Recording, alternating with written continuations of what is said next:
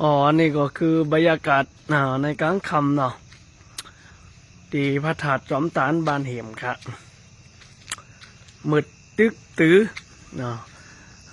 ตัวไปตังหวัดกับมันก็เนาะตังน้องกับมันมืดไปหมดก็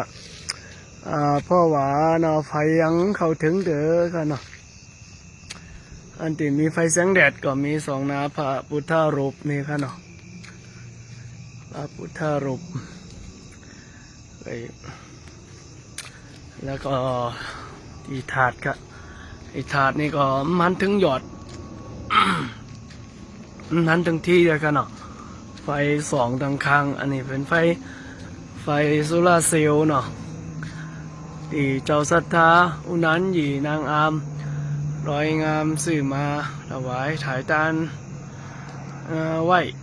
อันนี้ก็คือข้างเดียวค่ะ